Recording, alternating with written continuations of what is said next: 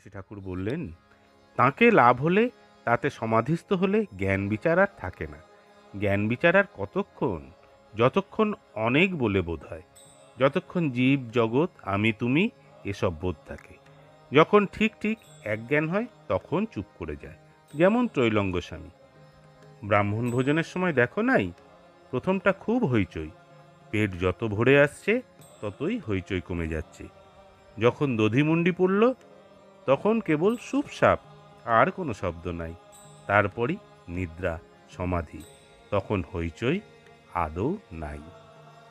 ব্রহ্মজ্ঞান হলে সংসারাসক্তি, কামিনী কাঞ্চনের উৎসাহ সব চলে যায়, সব শান্তি হয়ে যায়।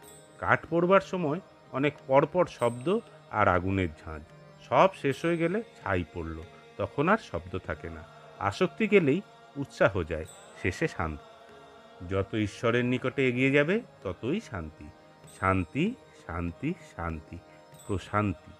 গঙ্গার যত নিকটে যাবে ততই শীতল বোধ হবে, স্নান করলে আরও শান্তি।